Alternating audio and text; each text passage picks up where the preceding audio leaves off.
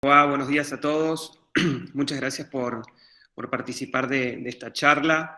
Una charla muy general respecto de lo que está pasando en el mundo de los envases, en el mundo del packaging, ¿sí? Es una charla, así que bueno, yo preparé una pequeña presentación. La idea es poder introducir el tema en forma general, ¿sí?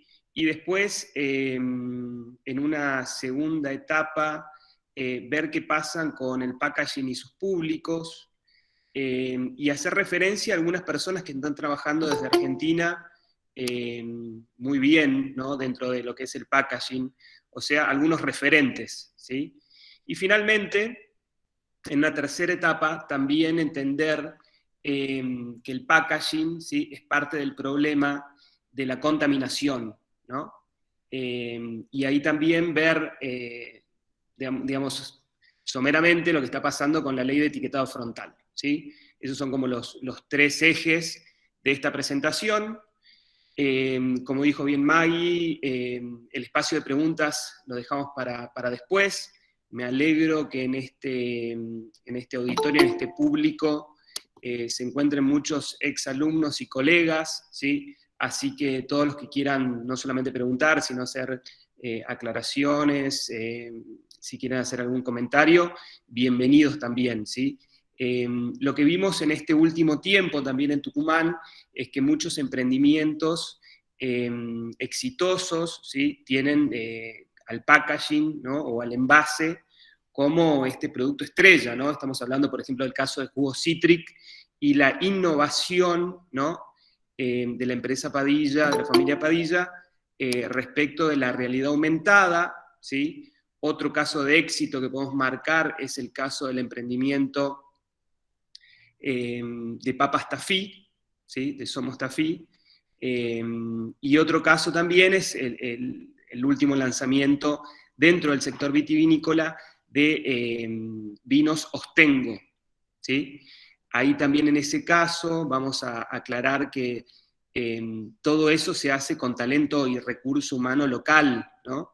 Entonces vamos a ir un poco a la capital, ¿no? En busca de esos referentes, pero también vamos a volver a Tucumán para poder marcar esos referentes y esos talentos locales, ¿no?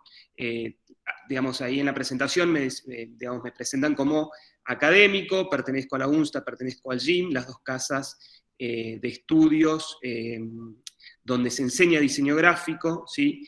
Y esa oferta, ¿sí? Que viene sostenidamente hace 25 años, tanto UNSTA como GIM lanzando al mercado, creo que ha impactado de forma muy positiva en los emprendimientos locales, ¿no? Y no quería olvidarme de agradecerle a Maggie el diseño del flyer, que me parece muy copado. Así que bueno, sin tanto protocolo, yo voy a apagar mi cámara para que la conexión sea estable y voy a compartir la presentación. ¿Bien? Bueno, entonces esta presentación lleva por el título Rotulación de productos, diseño y normativa actual. Como digo, es una guía, ¿sí? Básica sobre lo que es el rotulado de productos, y en términos generales también el packaging, ¿no? Decimos que en un mundo cada vez más visual, ¿sí? Decimos que este es uno de los sentidos que, ¿no? Que se lleva el 80% de nuestra atención o de uso, ¿sí?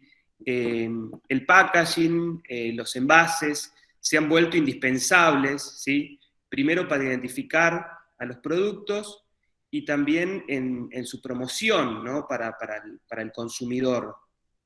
Eh, Decimos que el packaging es más que vestir un producto, ¿no? Algunos lo llaman también el vendedor silencioso, ¿no?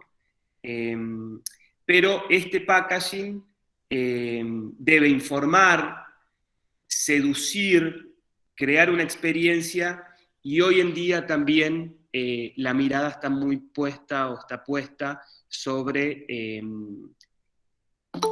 o que el impacto sea negativo en relación a la basura que produce. O sea, también podemos hablar de el packaging que ayude a salvar el planeta, ¿no? Es la gran, lo que tenemos como el gran desafío, ¿no?, de la industria de los envasados. Muchos diseñadores se especializaron en el área para potenciar la marca a la par o por encima del contenido, ¿no? Ya vamos a ver algunos casos nacionales y algunos locales, ¿sí? Pero primero definamos qué es un envase, ¿no?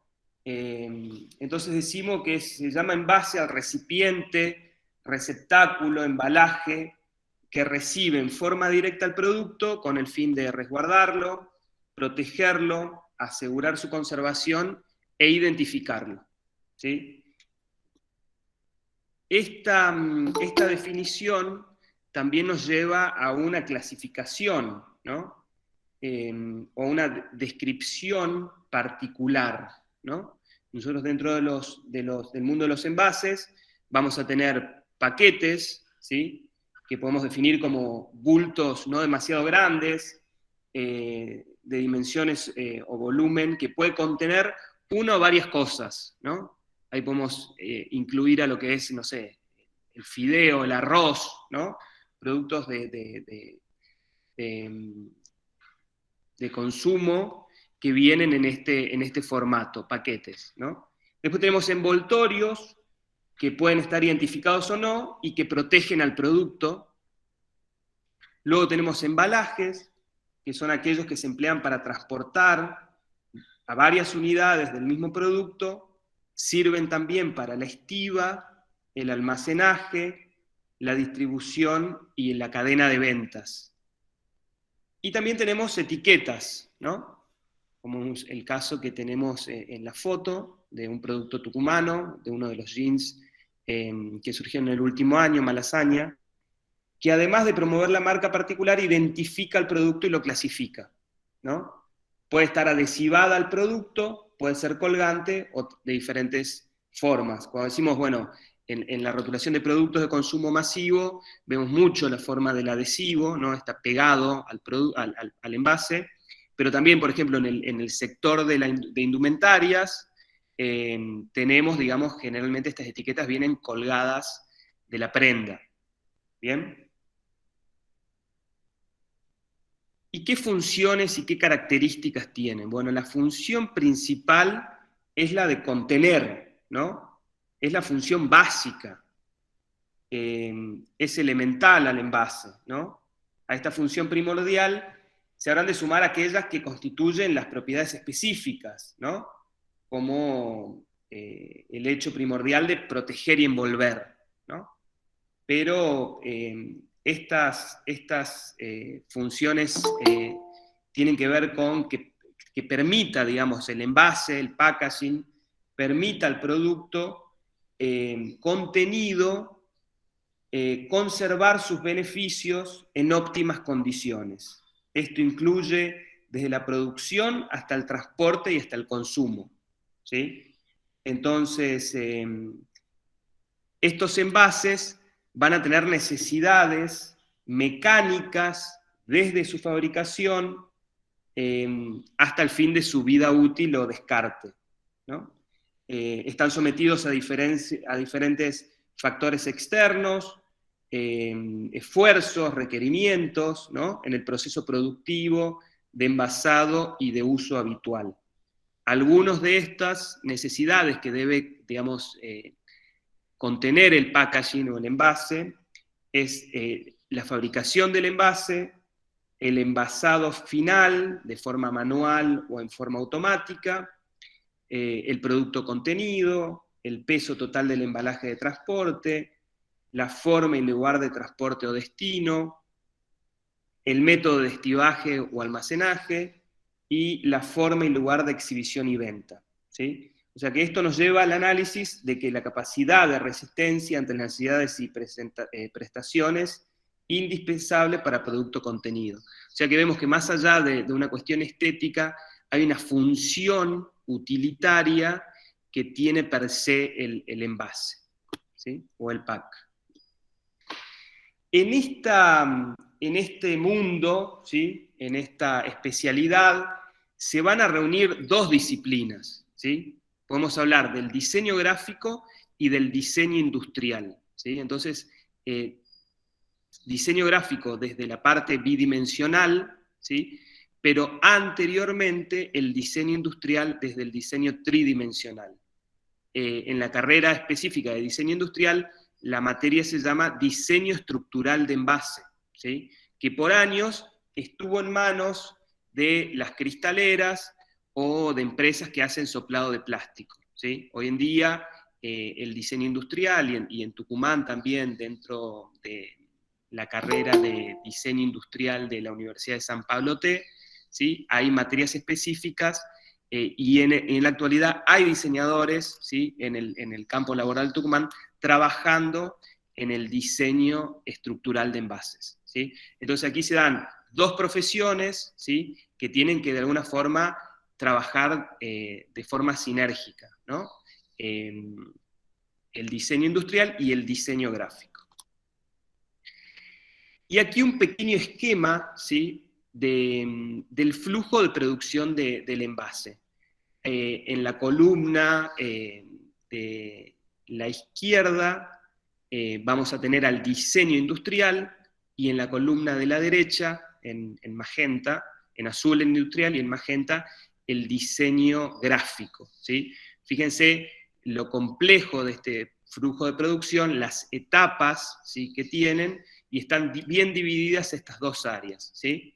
El diseño industrial con el prototipado, con las pruebas, con testeos de resistencia, con contenido, con apertura, ¿sí? Luego en la producción de este molde y del envase. Hoy el impacto de la impresión 3D, ¿sí? En este prototipado, ¿sí? Va a reducir mucho los costos. Luego de la producción del envase se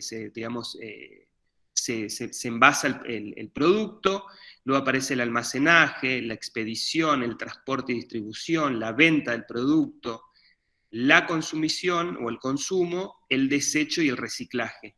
Sobre este punto vamos a hablar mucho, ¿sí? En la última etapa de la presentación, ¿sí? ¿Qué hacemos con esa basura? ¿Qué hacemos con ese desecho?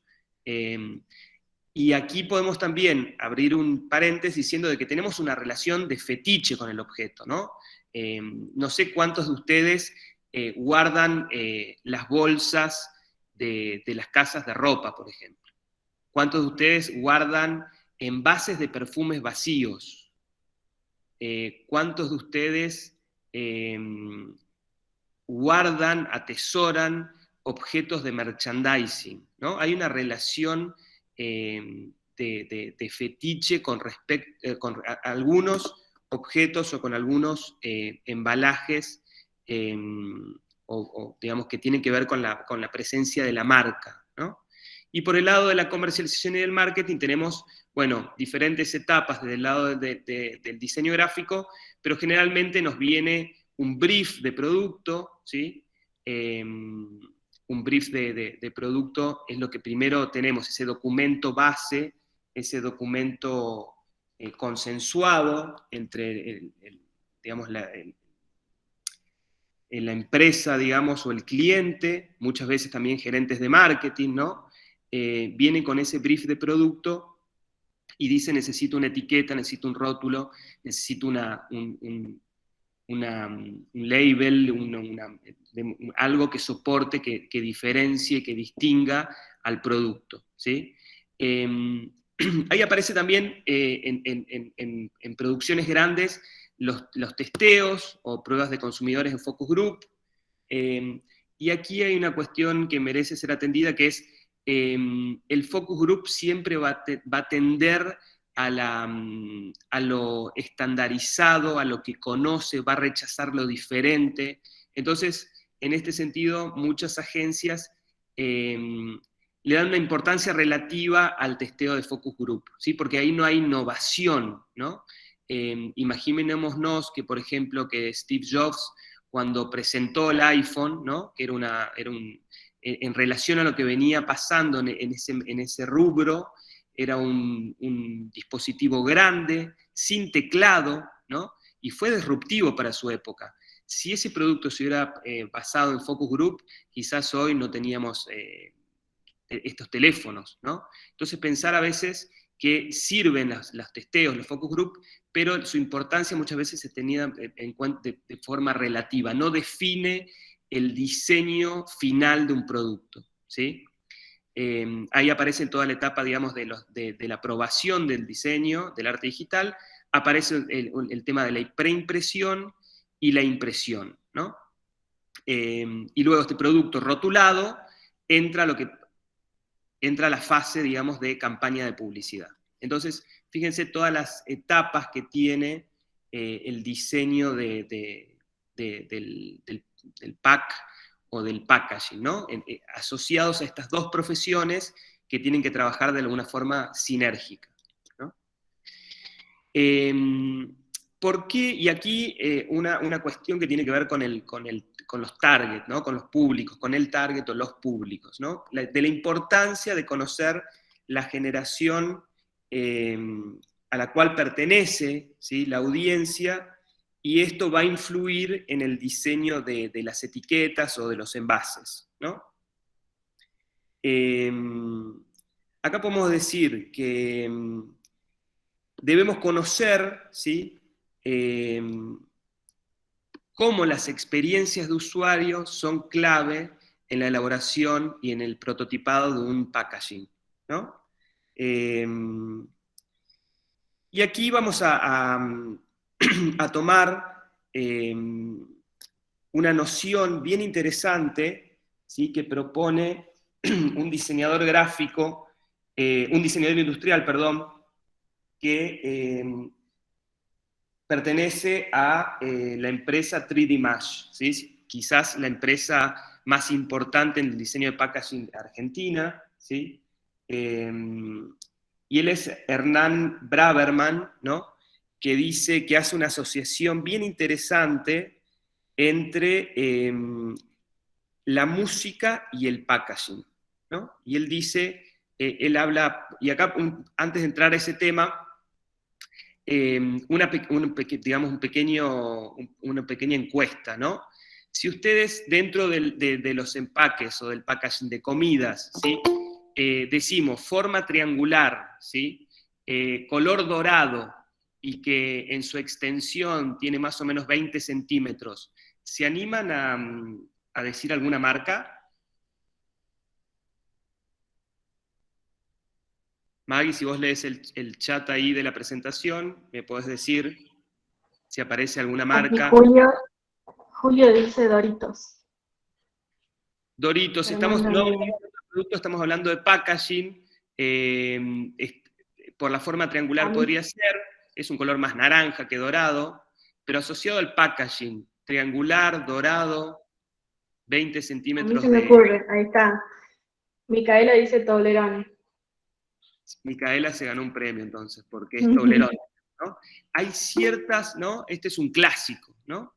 Es este maridaje perfecto entre el producto y el empaque, ¿no? El tema de Toblerone, ¿sí? Esta cuestión de ciertos recursos, ¿sí? Como la forma, como el color, ¿no? Van a estar, digamos, asociados. Inclusive podemos pensar en cómo la apertura que tiene, ¿no? Tiene como un, ¿no? Y nos vamos a recordar, digamos, que tiene como un troquelado en una de sus puntas, está asociado también, ¿no? Asociado a cierta como punto de venta, que podemos decir los free shop, ¿no? Asociados a los viajes, a los aeropuertos, ¿no? Hay toda una situación que tiene que ver con este clásico de la chocolatería suiza, ¿no? Y aquí podemos también introducir el concepto, seguramente para muchos ya es conocido, que es el tema del branding, ¿no?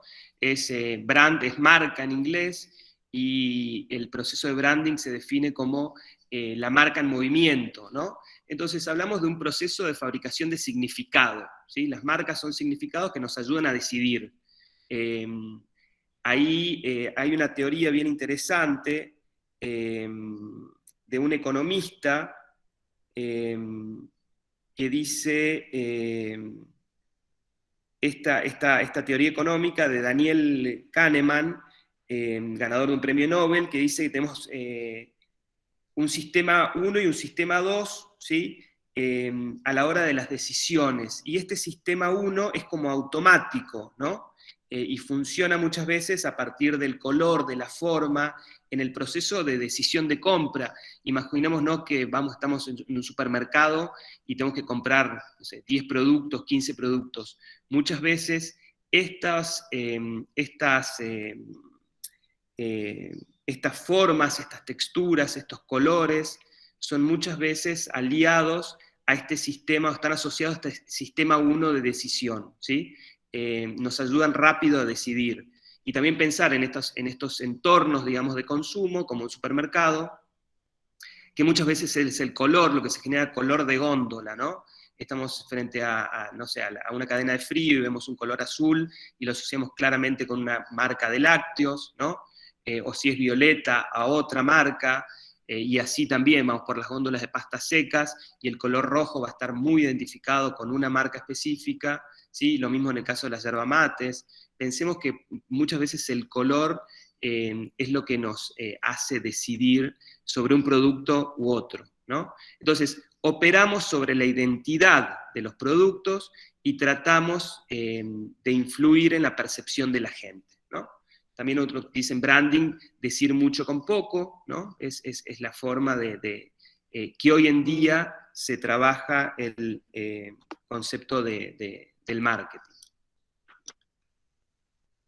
Y este diseñador, Hernán Braverman, tiene un concepto bien interesante que habla del Packaging Design Playlist, ¿no? Y hace una analogía entre la música y el packaging, ¿no? Entonces, como si la música es un link directo al corazón, ¿no? Seguramente ciertos temas nos hacen acordar a nuestra infancia o a una situación particular de la adolescencia. Es como que la música va marcando muchas veces los recuerdos, ¿no? Entonces, en las tendencias de diseño, que no son caprichos de moda, responden muchas veces a las personas, a las audiencias. Ciertas décadas van a estar asociadas a un playlist, ¿no? Entonces, las distintas generaciones conectan distinto con la música y con los envases. Es bien interesante la teoría que propone Hernán, y él habla, por ejemplo, de las generaciones, ¿no? La generación Baby Boomer, del 46 al 64, son hijos de la Segunda Guerra Mundial. Esta generación generalmente está muy asociada digamos, no quiere innovar, digamos, ¿no? Es como son nacidos entonces en la posguerra, son conservadores, son tradicionales, sus padres vivieron la guerra, no quieren más guerra, quieren estabilidad, ¿sí? Entonces muchas veces no les gusta que las cosas cambien, ¿no? Pensemos en la familia, seguramente tenemos un baby boomer, ¿no? Un padre, un abuelo, ¿no? Entonces, las marcas, eligen marcas muy clásicas, ¿no? Como con diseños eternos, como clásicos que al momento de innovar tienen que tener muy en cuenta, en el rediseño de las etiquetas, muy en cuenta este público, y los cambios son casi imperceptibles, ¿no? Siempre se apela a la simetría, ¿no? Por la estructura que tiene, aparecen sellos de calidad, los lacrados, ¿sí? Aquí aparece mucho el desde, ¿no? Se importa mucho desde cuándo se fabrica, ahí aparecen las marcas centenarias, ¿no? Con 100 años o más, y el tiempo como una firma de seguridad. A estas 4 tipologías de Baby Boomer, Generación X, Y y Z, después en la próxima slide voy a mostrar cómo ciertas etiquetas van a reflejar lo que estamos diciendo, ¿sí? La generación X, bueno, desde el 65 a los 80, me incluyo en esta generación X, yo nací en el 75, tengo 46 años, estamos en medio de la vida, ¿sí? tuvimos una infancia analógica y de adultos buscamos somos inmigrantes digitales, nos queremos adaptar a lo digital, a lo virtual, ¿sí? Respetamos las jerarquías, hablamos de un pasado con cierta nostalgia, pero actualizado, ¿sí? Nos tratamos de ayornar todo el tiempo. Ahí aparece como la elegancia de lo simple como concepto, conceptos como premium, y buscamos ciertas marcas que nos identifiquen con el estatus social. La generación Y, también llamada, conocida como los millennials, es la generación global, ¿no? Influenciada por Internet, son los impulsores de una vida sana, son multitasking, le gusta consumir experiencias, le atrae el pasado pero reinventado, ¿no? Lo craft, pero como que ese pasado se hicieron las cosas mejor. Puede no ser verdadero, pero sí verídico. El concepto de verdad y verosimilitud aparece ahí en esta generación. Encuentran en el pasado como un oasis, un frenesí de la vida, tiene como esa nostalgia por ese pasado. Le interesan las cosas que se hacen de forma artesanal, con amor, coloridos, ¿no? Estamos hablando de productos y etiquetas. Y finalmente la generación Z, o los centennials, son estos nativos digitales, ¿no? Nativos digitales 100%, activistas. El status quo de esta generación es la innovación, es la que se conoce también como la generación que no tiene fronteras, sin fronteras y sin género, ¿no? Es una generación como desprejuiciada, todo vale, las cosas tienen que cambiar o si no se aburren. La historia no le significa demasiado, vive en el presente sin mirar al pasado, y en este sentido podemos hablar de ciertas bebidas y vamos a tener estas características, ¿no? Entonces el baby boomer, la generación X, la generación Y y la Z, asociados con ciertas músicas, ¿sí? Fíjense esto, para la generación de los baby boomer, ¿no? Tenemos esto como el tema de Elvis Presley's Always on My Mind, ¿no? Como clásico, ¿no? Como esa cuestión nostálgica del pasado, ¿no? Para la generación de X, ¿no? I Used to Love Her de Guns N' Roses, ¿no? Ahí aparece como el concepto, como también lo estéticamente elegante, ¿no? Lo premium. Para los millennials, bueno, tiene que haber ahí una historia, una promesa, y ahí vemos, por ejemplo, el tema de One More Time de Daft Punk, ¿no? Que digamos, cada uno de estos temas tiene que ver también con la década en la cual fueron publicados o editados. Y la última, la canción puede ser Felices los Cuatro de Maluma, ¿no? Con este vino enlatado, con mucho color, disruptivo, ya desde el nombre, ¿no? Entonces tenemos ahí la etiqueta de Chivas Regal como muy clásica. Hay, como digo, que ciertas etiquetas en su rediseño son muy, muy puntillosos y los cambios no son tan drásticos, ¿no? Mantienen esa heráldica, mantienen esas, ¿no? esas terminaciones de lacas, de colores. Y bueno, para los vinos Rutini Wines de Trumpeter, la etiqueta de Trumpeter, podemos ver las diferencias. Para la generación millennials, esta bodega que está haciendo mucho, que tiene mucho éxito, que es Mosquita Muerta, con su etiqueta Sapo de Otro Pozo. Es un caso bien interesante de storytelling, o de contar una historia a partir de las líneas de etiquetas.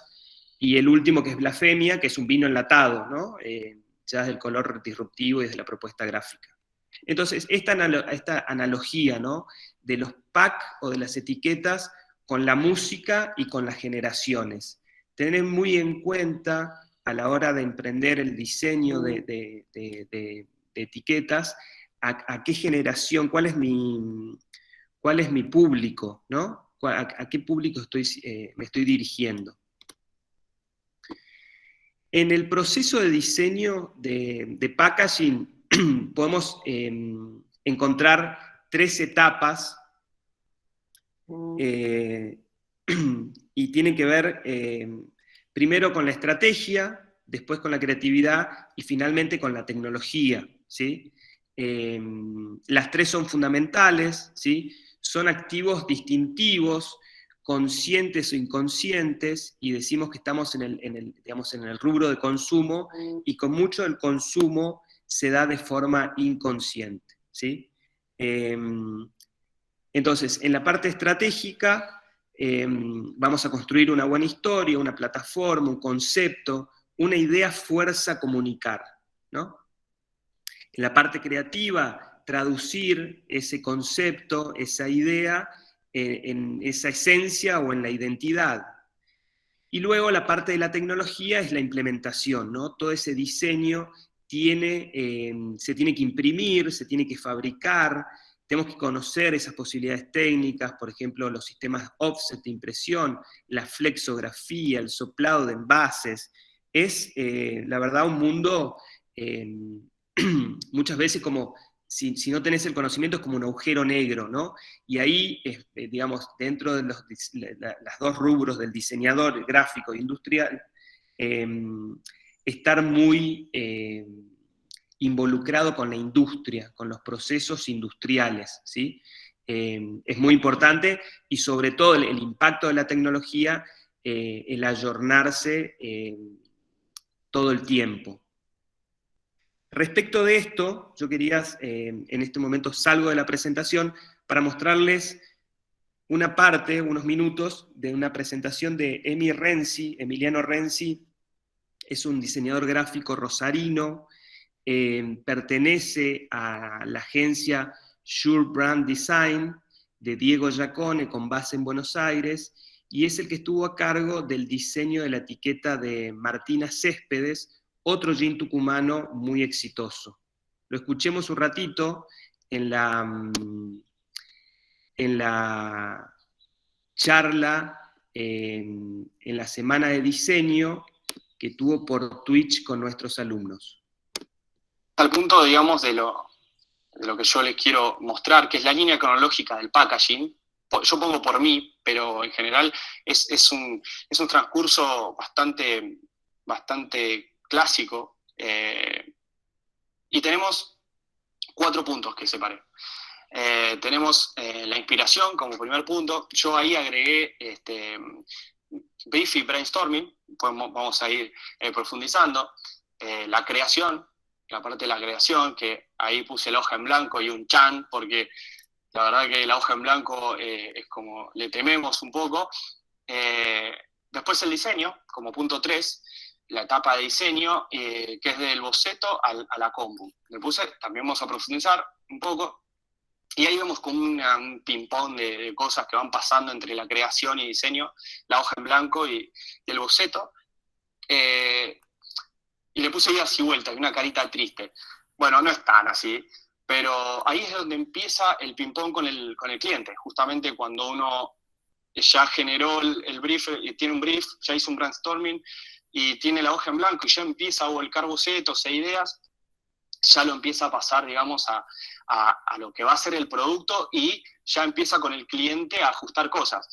Si bien es tedioso, a veces se pone algo tedioso ese trato, la verdad que no es siempre así. Muchas veces es constructivo, muchas veces nos dan libertades dependiendo del cliente, pero no es tan así. Por los clientes a veces se los agarra un poco de que molesta, o que meten mucha presión, pero la verdad que no es siempre así, aunque es lo real, ¿no?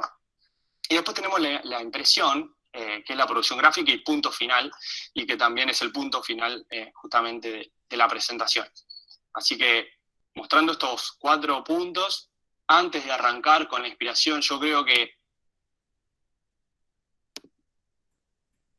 Entonces, ahí un poco lo que presentaba Emiliano Renzi es estas etapas, ¿sí?, que tiene el proceso creativo o el proceso de diseño en las etiquetas de productos. Ellos se especializan sobre todo en bebidas, en el sector de bebidas, con alcohol y sin alcohol, pero también dentro del rubro de alimentos en otros, ¿no? Entonces, tener en cuenta bien estas etapas por donde pasa el proceso de diseño, ¿sí? Y la experiencia de uso, ¿sí? De lo que hablamos de diseño funcional o experiencia de uso, tenemos que pensar también, ¿no?, que hace 25 años se diseñaba sin computadora y sin internet. Parece hace mucho tiempo, pero son 25 años muy poco, y el impacto que esto produjo, ¿no?, en el diseño.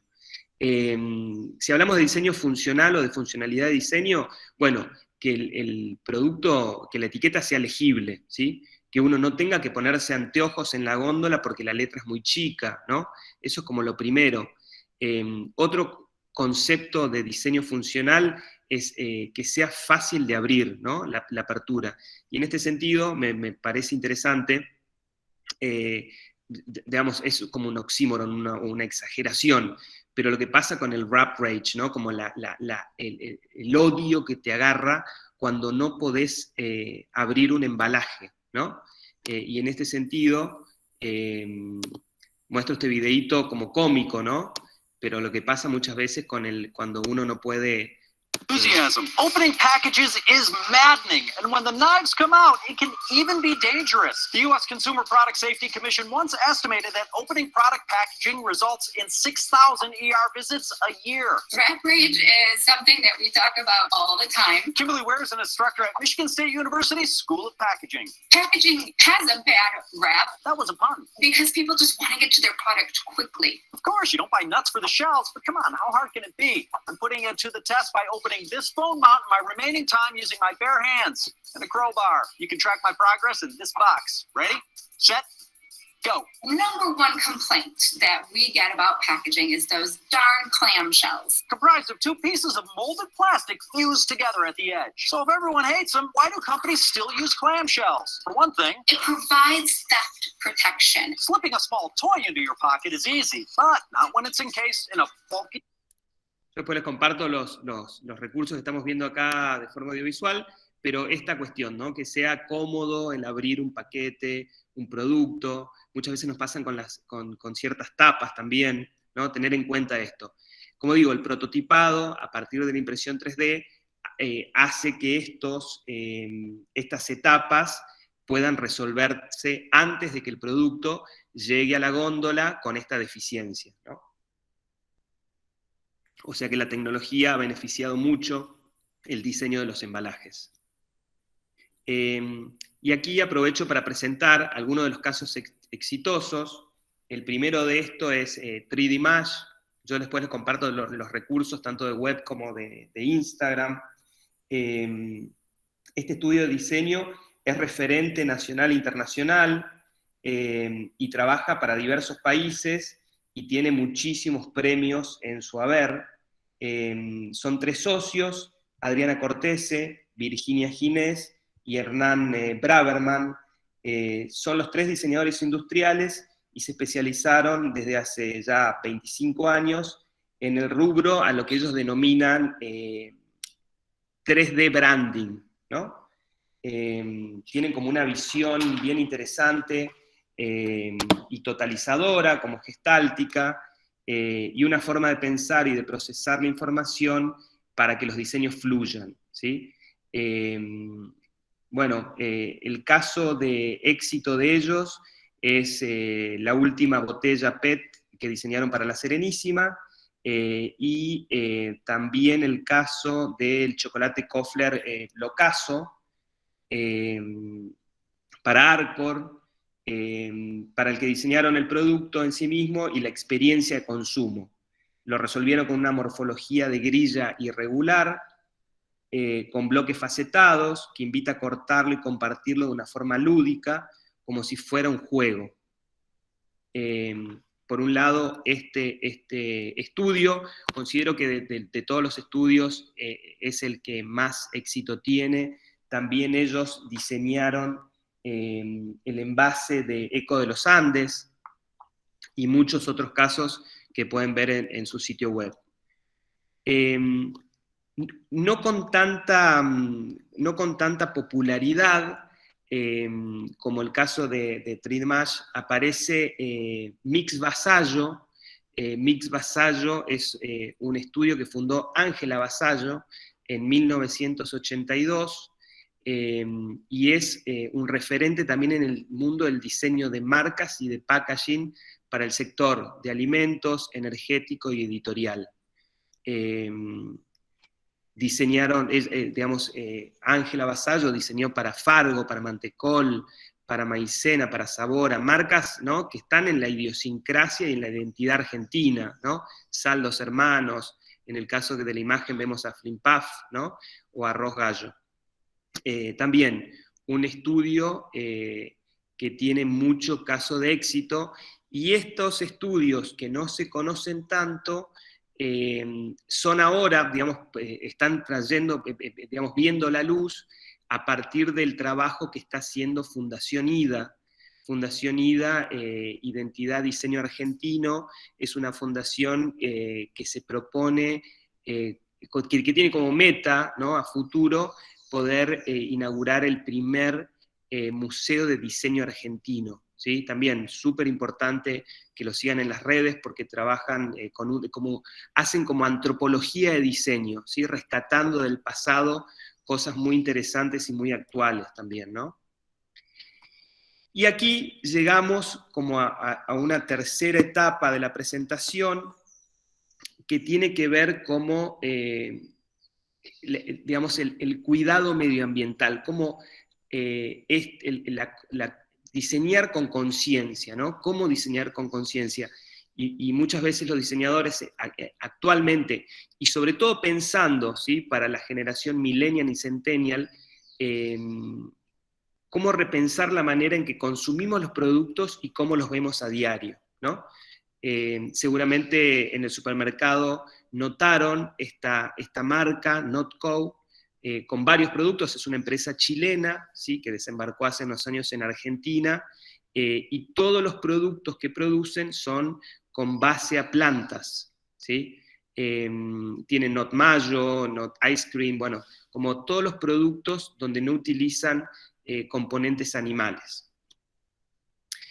Y aquí también pensar, digamos, ¿no?, que en el diseño de los envases digamos, tenemos esta problemática medioambiental, ¿no? Y aquí pensar la pata sostenible del packaging, ¿no? Somos responsables y de alguna forma podemos torcer esta manera de construir, ¿sí? Y tenemos que pensar también, ¿no?, como usuarios, como consumidores, el peor empaque es el innecesario, ¿no? Y muchas veces, a mí por lo menos me da mucha bronca ver esta fruta envasada, ¿no? La naturaleza ya, de alguna forma, la naturaleza es como la mejor fabricante de embalaje, si pensamos en una banana, ¿no?, que por el color, por la forma, tiene el easy open, ¿no? La forma sigue la función, las bananas, las nueces, ¿no? Y bueno, y uno cuando la ve, ¿no?, a esta fruta envuelta en una bandeja de tergopor, y después más plásticos, más el plástico de la bolsa del supermercado, bueno, hace que todo se vuelva mucho más caótico en este contexto, ¿no? Y estas cifras son las que alarman. El 40% del plástico que se utilizó una sola vez va directamente a la naturaleza, ¿sí?, ya sea o a los basurales, o contaminando ríos, ¿no?, contaminando mares. Y la mayoría de los envases en la actualidad no fueron pensados para facilitar su reciclado, ¿no? Entonces también pensar en esta cuestión, en esta conciencia ecológica o medioambiental, muy importante. En este sentido, de vuelta salgo de la presentación para hacerles notar algo que dice muy bien Hernán Braverman, que es esta presentación que tiene él, que cómo son o deberían ser las botellas que hacen más eficiente el reciclaje, ¿no? Bueno, seguramente el vidrio es uno de los materiales, si tenemos, no sé, vidrios, plásticos y papel y cartón. El vidrio y el cartón o papel serían como los elementos menos contaminantes o que permiten mejor su reciclado, ¿no? Por ejemplo, las botellas de vidrio, ¿no? Fíjense el proceso de la materia prima que tiene el vidrio, ¿no? Y se ve en este esquema ese reciclado integral, ¿no? Desde la fabricación, en su transporte, su envasado, su distribución, la compra, el consumo. Me parece que el gráfico nos permite visualizar, ¿no? Ese producto en un círculo donde termina siendo reciclado y vuelto a poner en circulación, ¿no? Pensemos en las botellas de vino, de cervezas, que con un simple lavado y esterilizado se puede volver a reutilizar, ¿no? Interesante esta cuestión.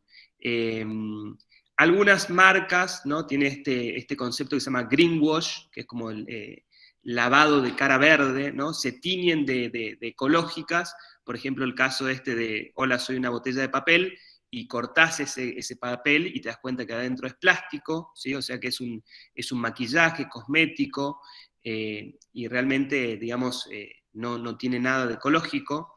Pero pensar que desde 1950 que se empieza a producir el plástico, la industria del petróleo empieza a fabricar los plásticos, el 56% de los plásticos que hoy está se produjo desde el 2000 para acá. O sea que también el gráfico muestra la exacerbación del consumo y del uso del plástico, ¿no? Me parece que es un gráfico también que nos ayuda a visualizar el impacto que tiene hoy el plástico en el medio ambiente. Estos son algunos ejemplos que se están tomando, por ejemplo, en Europa, ¿no? Para el año 2025, todas las botellas que se producen en la Comunidad Europea tienen que estar de alguna forma adheridas al envase, ¿sí? Ustedes saben que acá botella y tapas son dos plásticos diferentes, entonces digamos, la Comunidad Europea obliga para 2024 a que no se puedan separar, ¿no? Entonces ya aparecen estos prototipos de botellas donde las tapas no pueden separarse del envase, ¿sí? Algunos casos que vemos como, bueno, que celebramos, el caso de Sprite, por ejemplo, que dejó de producir botellas verdes y que es más fácil su reciclaje en botellas de cristal o transparentes, ¿sí? Algunas otras etiquetas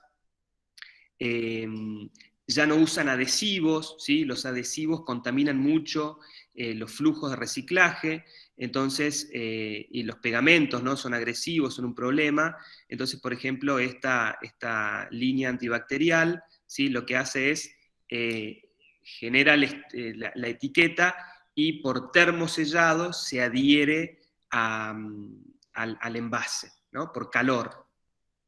Y otros casos más interesantes es, por ejemplo, el agua esta francesa Vian, ¿no? Que ya no tiene etiqueta. Lo que hace es, a partir del soplado de plástico, las marcas y todos los datos, digamos, van impresos en la botella, ¿sí? En bajo relieve o en sobre relieve.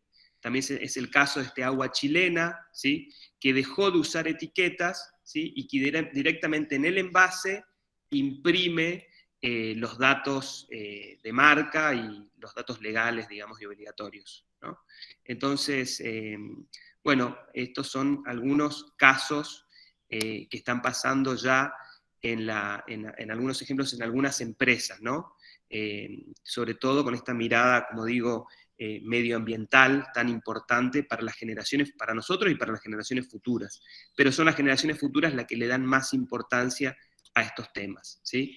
En este caso, marcar algunas cuentas o algunas organizaciones que están trabajando muy bien el caso de Sentido Circular, contiene información sobre consumo local y sustentable. Han catalogado en un directorio que se llama el Directorio Sin Basura más de 100 emprendimientos que venden productos reutilizables o biodegradables, y que tienen que ver con los hábitos diarios, ¿no? Desde cepillarnos los dientes, tomar agua, vestirnos, hacer las compras. Es bien interesante. En este caso, en esta imagen, lo que estamos viendo es un shampoo sólido, ¿no? Y lo que dice rápidamente la etiqueta es, mirá, no hay una botella de plástico, ¿no? Si uno dice, no hay una botella de plástico, solo un color, ¿sí? Que nutre, un shampoo digamos que es humectante y que te deja el pelo suave y sedoso, solamente con aceite de coco y proteína de arroz, que hidrata y te nutre, ¿no? Entonces, chau plástico, hola high bar, ¿no? Como la barra o la barra se llama, ¿no? Este caso de shampoo sólido, ¿no? Reemplazar el shampoo líquido que viene por shampoo sólido. Igual que los desodorantes, ¿no? También hay desodorantes que vienen también tipo sólidos. Bueno, todo lo que podemos marcar que ayuden a lo que decimos para que ayuden, digamos, al medio ambiente, ¿no? Cambiar los hábitos para ayudar a esto. Y acá otra cuenta me parece muy interesante, y acá entramos como a la parte, digamos, de esto que venimos con el etiquetado frontal de alimentos. Hace poquito, ¿no? En el Congreso se aprobó la ley de etiquetado frontal, algo que en 2016 se venía peleando desde grupos activistas, y una cuenta referente es Bocado Lat, que es Periodismo en Defensa de Nuestros Sistemas Alimentarios, una cuenta que surgió en Brasil. Brasil tiene muy avanzado el tema de las investigaciones, y fue desde esa investigación brasilera que se extendió a Latinoamérica, ¿no? A Uruguay, a Chile, a México, y es dejar de catalogar los productos, ¿sí? los alimentos por sus características nutricionales. Y lo que hizo esta investigación brasilera, o esta comunidad de científicos brasileros, es organizarlos por grupo, ¿sí? Entonces, el primer grupo son los grupos naturales, ¿no? Son obtenidos directamente de las plantas o animales, y no sufren ninguna modificación luego de dejar la naturaleza. En el grupo 1 también están los mínimamente procesados, alimentos naturales que pasan por procesos importantes como la retirada de partes no comestibles o indeseables, fermentaciones, pasteurización o congelación para llegar con la calidad requerida al consumidor, ¿sí? O sea, las alteraciones son mínimas. Luego tenemos un grupo 2, que es ingredientes culinarios procesados, que son extraídos de alimentos naturales u otras fuentes de la naturaleza, siendo usados para sazonar, cocinar alimentos y crear preparados culinarios. Y después tenemos el grupo 3 de procesados y el grupo 4 de ultraprocesados. Estos son alimentos naturales o mínimamente procesados que reciben sal, o sea, se adiciona al producto sal, azúcar, vinagre o aceite para principalmente durar más tiempo, ¿sí? Las técnicas de fabricación incluyen cocción, fermentación, salmuera, entre otros. Y el último grupo, que es el grupo de los ultraprocesados, son formulaciones industriales a base de ingredientes extraídos o derivados de alimentos, o incluso sintetizados en laboratorios, ¿no? Como los colorantes, muchas veces que son derivados del petróleo. Entonces, sobre este grupo 3, procesados y ultraprocesados, es donde va a regir, ¿no? Esta nueva ley de etiquetado frontal, ¿sí? Que aquí, como vemos,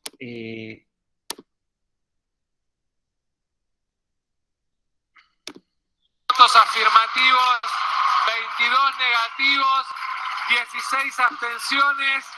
Resulta afirmativo. Se comunicará al Poder Ejecutivo Nacional. Ahora tenemos información sobre lo que consumimos. Etiquetado frontal es ley. Con esta ley se garantiza el derecho a la salud, el derecho a la alimentación adecuada y el derecho a la información de la población. Tenemos ley de etiquetado frontal. Hace mucho tiempo que venimos luchando por esto. El etiquetado frontal es ley. Después de tanto trabajo, el etiquetado frontal es ley. Estamos muy contentos por esta conquista.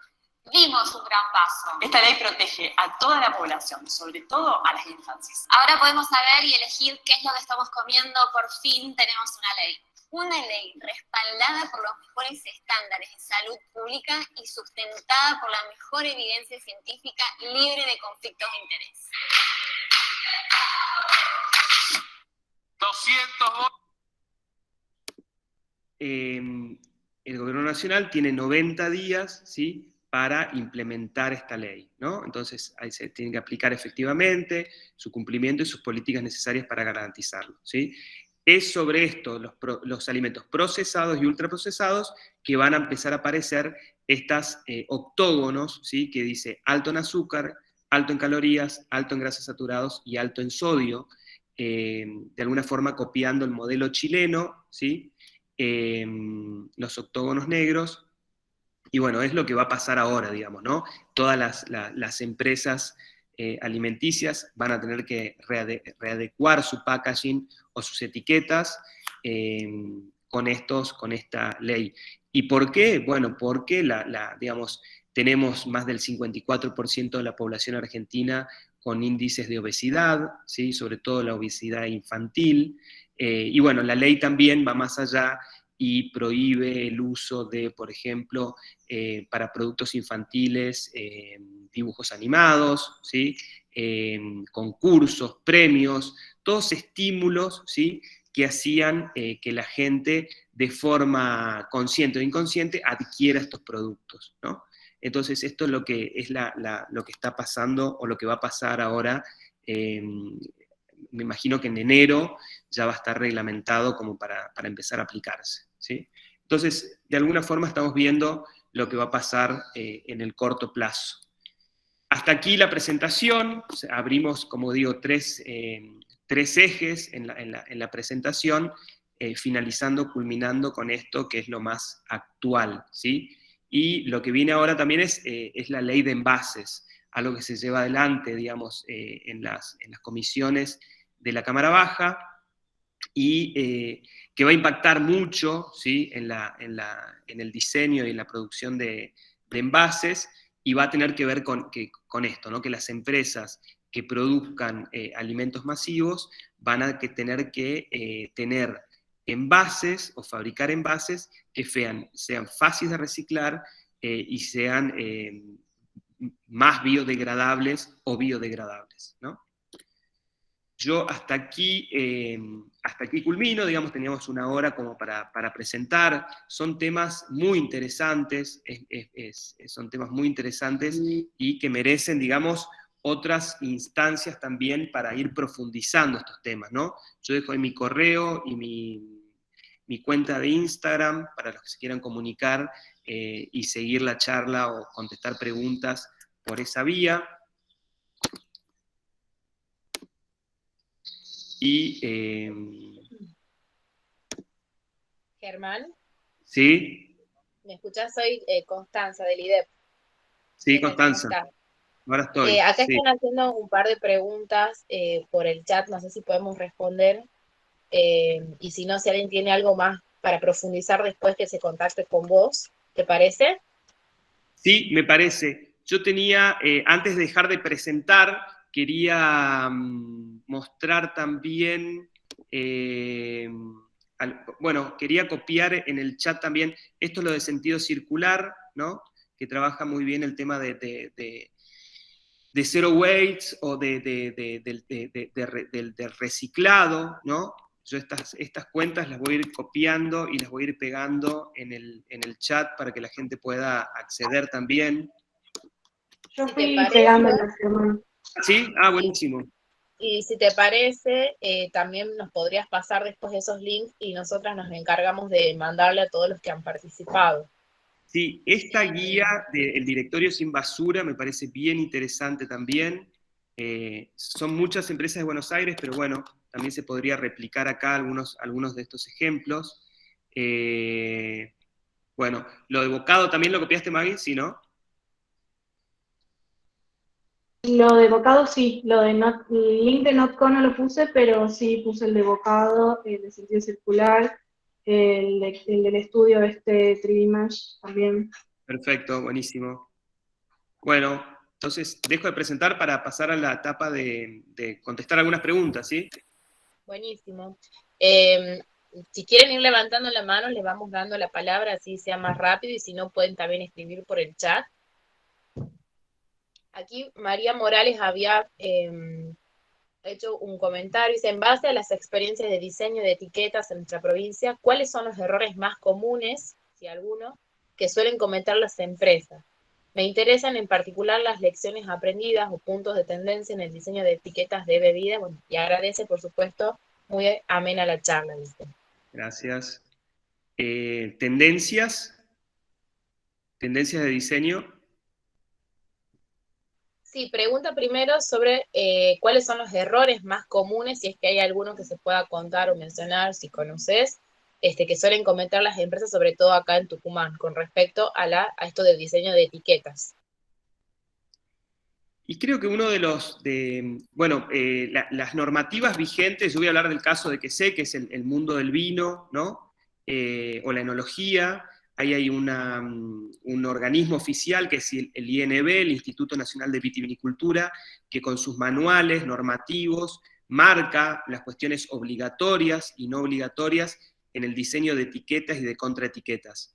Y uno de los errores más comunes es querer, digamos, poner mucha información, y esa cantidad de información, sobre todo en la contraetiqueta, hace que uno como diseñador tenga que recurrir a puntos tipográficos muy pequeños, y que luego eso cueste a las generaciones más grandes que no sean legibles o que no sean de fácil lecturabilidad, ¿no? Ese es, no sé si marcarlo un error, pero sí hay una tendencia desde los clientes a querer incluir mucha información en espacios reducidos. Estamos hablando que una etiqueta tiene 5 centímetros por 10, y una contraetiqueta tiene 5 centímetros por 5 por 8, ¿no? Son espacios muy reducidos, y aparte los sellos, ¿no? Los sellos de calidad. Ahí lo que marca la ley dice el grado alcohólico y la cantidad de mililitros, ¿no? Tiene que tener por lo menos 5 centímetros de alto. Y lo demás lo deja a libre albedrío. Y ahí es donde, bueno, en esa digamos, pulsión por poner mucha información, es que se reducen mucho los textos de punto tipográfico y dificulta su lectura. Lo marcaría como una cuestión común en el rubro etiquetas de vino. Otra cuestión que puede parecer también es el tema, digamos, no hablamos porque hay muchos temas para hablar, pero es el tema del código de barras. Muchas veces el código de barra necesita tener cierto contraste y necesita estar ubicado en ciertos lugares de los paquetes. Muchas veces cuando están muy cerca de las cierres, que son termocerrados o los cortes, hace que finalmente ese código de barras no los lea los lectores del código de barras, ¿no? Entonces le pasó en el supermercado que la cajera pasa el producto varias veces y no lo lee y lo tiene que ingresar manual. Son como 15 números, ¿no? Y eso, bueno, dificulta mucho y atrasa mucho el tema de que sea más rápido el cobro, ¿no? Códigos de barra, errores de registro. Si vamos a imprentas muy caseras o muy precarias, muchas veces el desfasaje en el registro de los colores también hace de que las cosas no se lean. Bien. Te hago una consulta yo desde la parte, digamos, ya que mencionaste la ley de etiquetado y que estás un poco más empapado en el tema, un poco también para si hay emprendedores que ahora que están presentes y tienen venden alimentos, sobre todo, como vos mencionaste, en la etiqueta tiene que estar impreso o puede estar, digamos, como algo extra, o sea, sumado a esa etiqueta, o puede estar grabado también si es en el packaging, por ejemplo, como vos decías, de vidrio, de plástico. El hexágono, me dijiste. El hexágono. Sí. Tiene que estar, digamos, se lo puede utilizar por arriba o tiene que estar en la misma etiqueta, así, algo muy chiquitito. Sí, entendiendo que los parámetros son tomados país vecino Chile, ¿sí? La ley chilena habla de que no pueden medir menos de 5 centímetros, ¿sí? Entonces creo que ese estándar se va a copiar en Argentina, ¿no? Entonces pensemos en productos de pequeños, bueno, ese rotulado va a ser más complejo. Y entiendo que va a pasar un proceso como el RENAP, ¿no? Va a haber un organismo controlador que va a decir, bueno, o el SENASA, ¿no? Alguien que analice ese producto y que diga, bueno, este producto es alto en grasa, o alto en sodio, o alto, ¿no? en azúcar. Va a haber un organismo controlador donde va a recaer, digamos, donde va a recaer la cuestión, digamos, técnica, ¿no? Perfecto, perfecto. Ahí estaba leyendo también el mensaje de Rosana. Claro, ¿qué tendencias hay? Preguntaba ella hace viandas terápicas y está trabajando en el etiquetado. Más allá de que tenga que buscar un diseñador, que eso es lo que se recomienda, por supuesto, tenés, al poder recomendar algún estudio tucumano que se dedique a esto, o que esté especializado en esto. Y estudios tucumanos que se dediquen al packaging. En la parte de rotulación de bebidas, en la creación de marcas, etiquetas, podríamos pensar en el Circo, donde está Eugenia Fondevila y Andrés Di Lulo. Entiendo que el estudio de Supra también trabaja bien con etiquetado, el estudio BAN también trabaja con etiquetado, que trabajó con Papas Tafí. El jugo Citric tiene un estudio in-house propio, no terceriza. Y después hay diseñadores también, algunos diseñadores que trabajan puntualmente el tema del packaging. Jubran Gosne es un calígrafo tucumano experto en caligrafía en letra gótica y que hizo el diseño de la última etiqueta para vino Ostengo. Perfecto. Con un tropilado muy interesante, lo de Ostengo White. Perfecto. No sé si hay alguien más que tenga alguna consulta.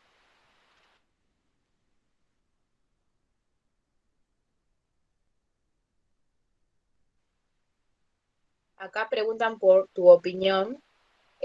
Julio pregunta, dice, en cuanto al rubro azucarero, que es fuerte en la provincia, ¿consideras que hay un impacto negativo a raíz de la ley de etiquetado frontal? No va a impactar en la industria azucarera porque es un commodity. El azúcar es un commodity, se fracciona y se vende por bolsa de 50, por bolsa después y bolsa de kilo. Entonces, en ese caso son productos, digamos, no va a decir alto en azúcar, porque es azúcar, ¿no? Eso se vio en la Cámara de Senadores y Diputados, algunos diputados y senadores tucumanos pusieron eso como excusa, ¿no? Pero al ser un commodity no va a estar rotulado, como digo, va a aplicar el sistema de octógonos negros a los procesados y ultraprocesados. En el caso del azúcar no, porque es un commodity. Ni el azúcar, ni el aceite, ¿no? Perfecto. Bueno, acá también Álvaro pone muchas gracias, muy interesante, Germán. Y en este caso, Julio, también decir que quizás inclusive sea beneficioso, porque también la ley no solamente dice de los octógonos negros, sino también sobre el edulcorante, ¿no? La industria azucarera, y digamos Tucumán como productor nacional de azúcar, ¿no? Se vio muy perjudicada con el uso de edulcorantes. Entonces también la ley de etiquetado frontal dice que los productos que tienen edulcorante tienen que decir, tiene edulcorante prohibido o desaconsejado para el uso en niños, ¿no? Igual que el café, si el producto tiene café o cafeína, tiene que decir, contiene cafeína, contiene café, desaconsejado o prohibido para el uso en niños. Entonces en ese caso creo que hasta va a ser beneficioso, porque la empresa va a tener que tener, el producto va a tener, o el ultraprocesado va a tener que tener azúcar y no edulcorante, ¿no? Muchísimas gracias, Germán. Por nada, Julio, un gusto. Un gustazo. ¿Ustedes, Julio, desde el estudio con Pamela, se dedican al packaging? ¿Trabajan con packaging? Sí, actualmente nos dedicamos en el estudio al rediseño del packaging. Es más, actualmente estamos con la parte de producción de azúcar, por eso venía también la consulta. Bien. Y aparte, particularmente también estoy trabajando junto a una empresa en la cual engloba a ingenios azucareros, producción de carne, vinos, así que también por ahí era bastante interesante lo que mencionabas de la parte legal del INB, que es algo que día a día nos pasa, que se nos sobrecarga de información las contraetiquetas, y bueno, tenemos que ir lidiando también un poco con los puntos tipográficos, es como mucho ida y vuelta hasta que sale la gráfica final. Sí, y sobre todo hasta que permitan, ¿no? Digamos, los entes reguladores, pensemos en SENASA, bromatología, RENAP, INB, permitan, digamos, la implementación, digamos, y la aceptación de recursos como ser códigos QR, ¿no? O realidad aumentada, como decir, bueno, tengo esta información acá y a partir de la incorporación del QR doy ese plus, ¿no? Hoy tiene que estar impreso y ser legible en el caso de que, bueno, porque, no sé, el acceso al teléfono o el acceso a internet no es masivo, ¿no? Entonces tiene que estar impreso. Pero en la medida que esto avance y a futuro, yo creo que la incorporación de un QR o algún código que permita esa vinculación, paquetes. Justo se cortó, me parece. Sí, se cortó. ¿Perdón?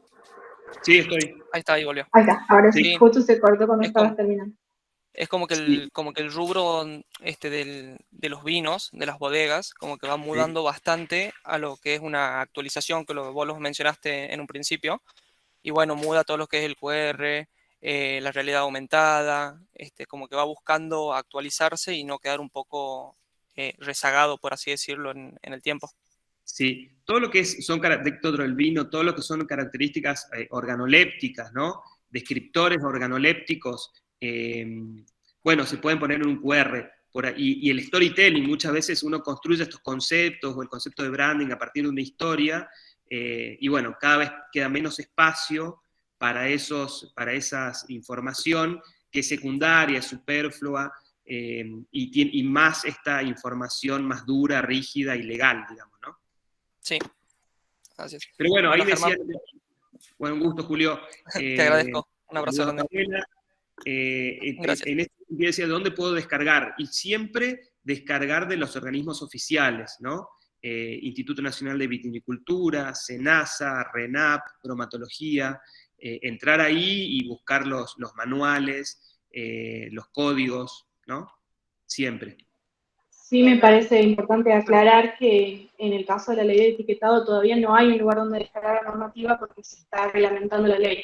Una vez que finalice el tiempo que tiene el Senado creo que el Senado, no sé, para reglamentar la ley, deberían publicar un manual donde especifique cuáles son las indicaciones para colocar los octógonos en las etiquetas. Yo estuve investigando un poco y hay, en el caso de Chile, de México, tienen un manual como de marca, digamos, de los octógonos que permite identificar cómo se tienen que implementar los octógonos. Bien. Como para ir cerrando, acá Andrea preguntaba también sobre qué le sugerís vos para poner en las etiquetas de frascos de mermelada artesanal. Y yo, bueno, te preguntaría en general, ¿qué información básica no puede faltar en una etiqueta de un producto, o mermelada, o el que sea, el que está recién comenzando también? Por cuestiones de ley, o qué es información básica que no puede faltar. Bueno, ahí el SENASA en ese sentido es claro respecto de los elementos que componen el producto, ¿no? Y generalmente se ponen en relación a la cantidad, ¿no? Generalmente va a aparecer, no sé, si es una mermelada de frutilla, primero fruta fresca y después azúcar, ¿no? La composición de esa etiqueta de los elementos es en relación a la mayor cantidad del elemento presente. No sé, si tiene más azúcar, va a estar azúcar primero y después, no sé, fruta fresca, frutilla, pectina, alguna aglutinante o colorante, ¿no? Eso, digamos, por ley. Y en el sector específico, digamos, de emprendimientos tucumanos, de dulces, de conservas, podríamos decir, ¿no? De conservas, evitar el uso de la fotografía. Muchas veces ponen fotografías en los rótulos y las fotos no son de buena calidad, o las impresiones no acompañan la calidad de la fotografía. Entonces, no es un recurso, lo vemos mucho en emprendimientos del interior, ¿no? Lo vemos mucho el recurso de la fotografía estirada, pixelada, por ahí trabajar desde lo logotípico, desde lo tipográfico, ¿no? Tratar de trabajar contrastes claros y oscuros para que se lea esa información. Muchas veces quieren poner, bueno, no sé, hay como una pulsión a poner la foto de la fruta, más el mapa de Tucumán, más la marca, y es como mucho para una superficie tan pequeña, ¿sí? Por ahí esos elementos se complementan en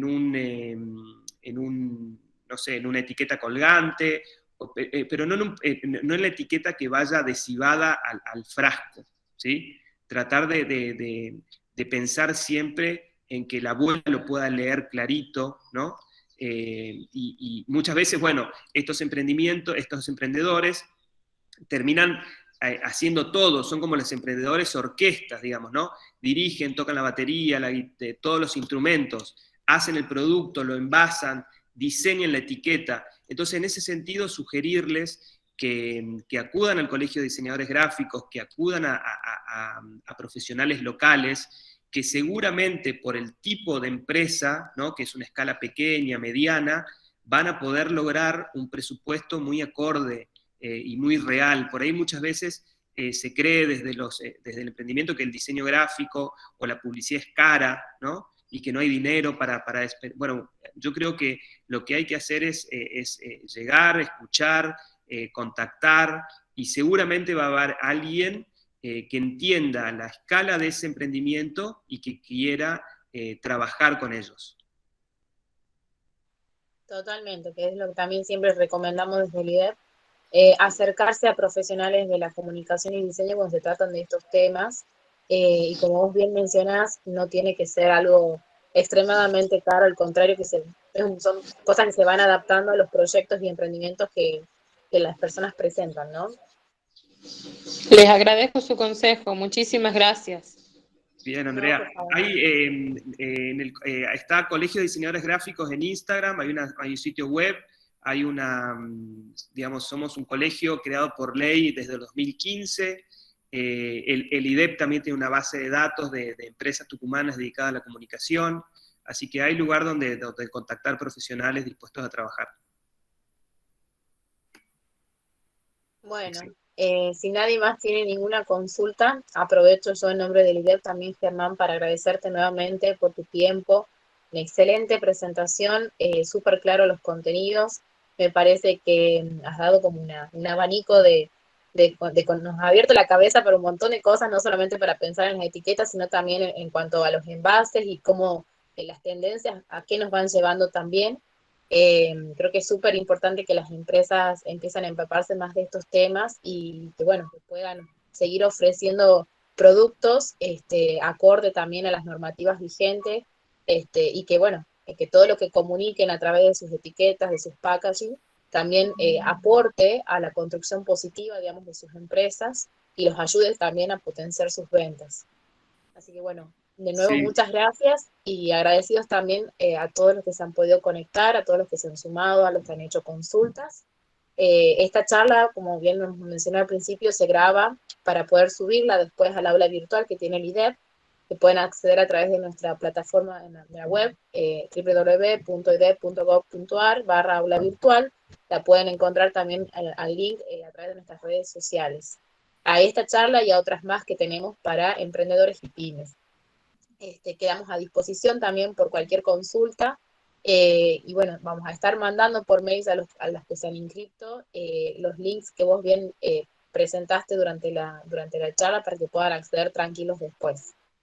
Bien, muchas gracias por la invitación y nada, perdón por el tiempo, es muy escaso el tiempo tirano y ahí la síntesis, ¿no? Uno quisiera hablar mucho más sobre muchos más temas, pero bueno, el tiempo es tirano, como dicen, y hace que todo se compacte y sean ¿no? subtítulos o títulos, pero la verdad que estamos atravesando un tiempo de cambio de paradigma y hay que estar muy atento, ¿no? Y desde la casa, de pequeñas acciones domésticas cotidianas como la botellita del amor, reciclar todo el plástico, ¿no? Reutilizar, el cuidar la ropa, reducir el consumo, me parece que es muy importante y que nos pone a todos en esta cuestión como mundial de querer cuidar y preservar el único planeta que tenemos, ¿no?